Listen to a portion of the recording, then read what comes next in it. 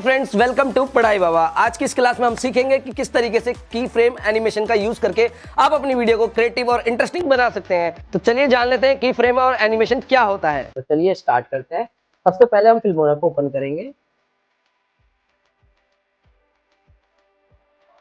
जैसे ही हमारा Filmora open हो जाएगा उसके बाद हम न्यू प्रोजेक्ट पे क्लिक करेंगे और उसके अंदर इंपोर्ट मीडिया वाले सेक्शन पे जाके अपनी एक फुटेज को इंपोर्ट कर लेंगे फिल्मोरा में।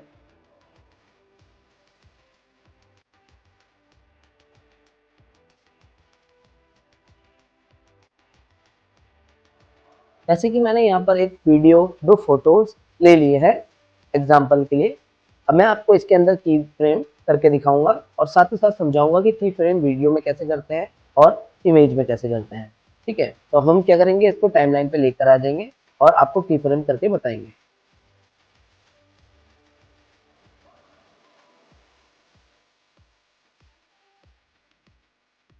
देख सकते हो यहाँ पर एक टाइमलाइन पे आ चुका है। अब हम क्या करेंगे, अगर हमें की फ्रेम करना होगा तो हम की फ्रेम के लिए क्या करेंगे, सबसे पहले अपनी उस फुटेज को क्लिक करेंगे जिस पर हमें की फ्रेम करना है। फिर क्लिक करते ही यहाँ पर कुछ ऑप्शंस ओपन हो जाएंगे जिसमें कि यहाँ पर ये की फ्रेम वाला ऑप्शन है, इस पर हम क्लिक करके की फ्रेम का यूज कर सकते हैं। अगर हम इसको शॉर्टकट तरीके से ओपन करना चाहते हैं तो हम अल्ट दबा के लेफ्ट क्लिक कर सकते हैं अपने माउस को। ठीक है, अब एक चीज इंपॉर्टेंट है यहाँ पर, अगर जब भी आप की फ्रेम करना चाहते हैं तो आपको इतना पता होना चाहिए, जब भी की फ्रेम करोगे तो आपका जो सबसे मेन रोल होता है वो होता है प्ले हेड का। जहां पर भी आपका प्ले हेड होगा वहीं पे आपका की फ्रेम एक्टिवेट हो जाएगा। मतलब अगर आप यहाँ पर की फ्रेम करना चाहते हो लेकिन अगर आपका प्ले हेड यहाँ पर है तो अगर आप इस पे क्लिक करते हो या यहाँ पर कंट्रोल प्लस क्लिक करते हो या फिर आप अल्ट प्लस माउस का लेफ्ट क्लिक करते हो तो वो ऑटोमेटिकली जहां पर आपका प्ले हेड होगा वहीं पे की फ्रेम ऐड हो जाएगा। ठीक है, तो इस चीज का ध्यान रखिएगा, जब भी आप की फ्रेम लगाना चाहते हो तो अपने प्ले हेड को वहीं पे लेकर आइए जहां पर आपको की फ्रेम लगाना है। जैसे कि मुझे यहाँ कॉर्नर से यहाँ तक फेड वाला इफेक्ट चाहिए की फ्रेम की वजह से, तो मैं क्या करूंगा, अल्ट दबा के और माउस का लेफ्ट क्लिक करूंगा तो कुछ इस तरीके से यहाँ पर आ जाएगा। जैसे कि मैंने यहाँ पर क्लिक करा तो यहाँ आ गया।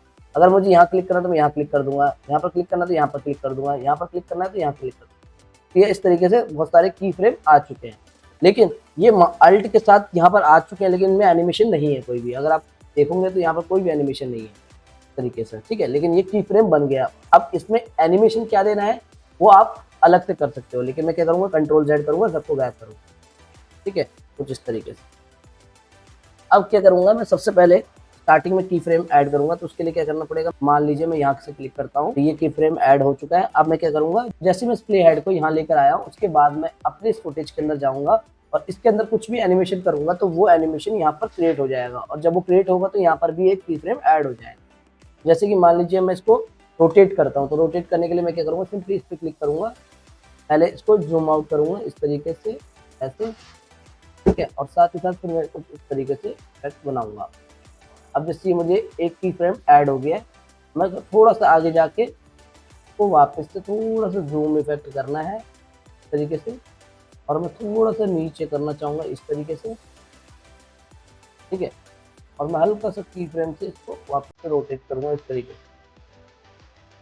ठीक है, अब ऐसे ही मैं इसको इस साइड करते करते करते करते यहाँ लाऊंगा एंड इसके बाद फिर से इसको हिट कर दूंगा इस पर। फिर मैं वापस इधर लेकर आऊंगा और फिर इसको वापस से रोटेट कर दूंगा। ठीक है, फिर से मैं इसको इधर लेकर आऊंगा और यहाँ से फिर से रोटेट कर दूंगा।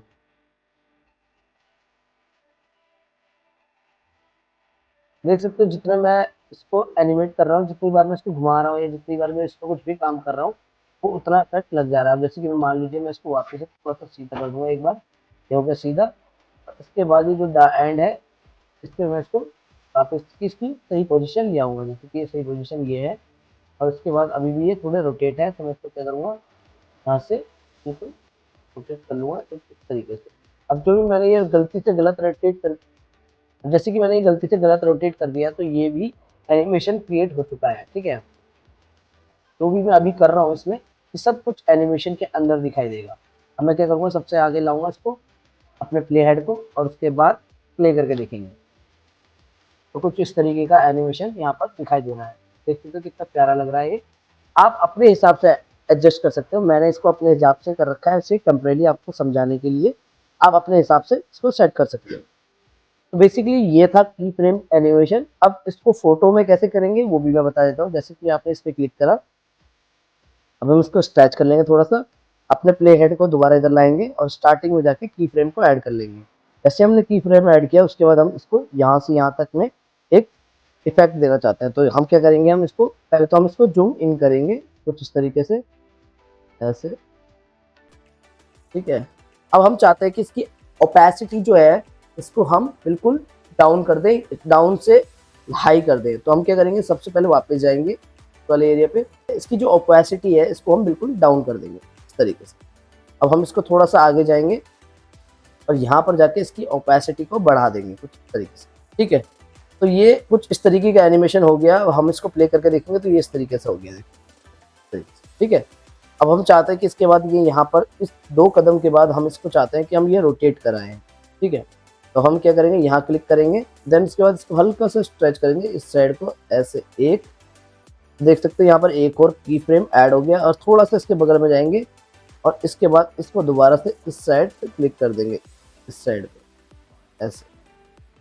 फिर थोड़ा सा और बगल में जाएंगे, अपने प्ले हेड को थोड़ा साइड करेंगे, उसके बाद हम वापस से इसको नॉर्मल कर देंगे कुछ इस तरीके से, ठीक है।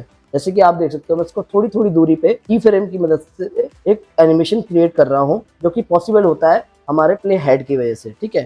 तो हम वापस से प्ले हेड को इधर करेंगे, उसके बाद हम इसको जूम इन जूम आउट वाला इफेक्ट देंगे। तो उसके लिए क्या करना पड़ेगा, हमें यहाँ पर हम जूम आउट करेंगे, देन उसके बाद थोड़ा सा इधर जाएंगे, वापस से इसको जूम इन करेंगे कुछ इस तरीके से। अब हम चाहते हैं इसमें कुछ और तरीके का इफेक्ट दे, तो हम यहाँ पर क्लिक करेंगे और इसको इस तरीके से उठा के यहाँ से यहाँ पर लाएंगे इस तरीके से यहाँ, फिर थोड़ा सा और इधर करेंगे इस तरीके से, और फिर यहाँ से कुछ इस तरीके से यहाँ लेकर आएंगे ऐसे, फिर कुछ इस तरीके से यहाँ पर करेंगे तो ये यहाँ से यूँ आएगा यहाँ पर, ठीक है। फिर उसके बाद हम यहाँ से कुछ इस तरीके से इधर करेंगे और फिर इसको इधर करके ऐसे लाएंगे और फिर वापस से थोड़ा सा और आगे जाएंगे और उसके बाद ये यहाँ से बिल्कुल इस तरीके से यहाँ आ जाएगा, ठीक है। और फिर थोड़ा और ऊपर करेंगे ऐसे इधर, और तो उसके बाद ये ऐसे करके यहाँ ले आएंगे, ठीक है। और उसके बाद ये यहाँ से यूँ करेंगे और इसके बाद यहाँ से इसको थोड़ा सा रोटेट कर लेंगे वापस, जैसे ये नॉर्मल होता है, ठीक है, इस तरीके से। और इसके बाद हम इसको ऐसे दिखाएंगे, मतलब ये खत्म कर देंगे। अब हमने जो इसमें की फ्रेम ऐड किया है उसको एक बार प्ले करके देखेंगे कैसा दिखाई दे रहा है।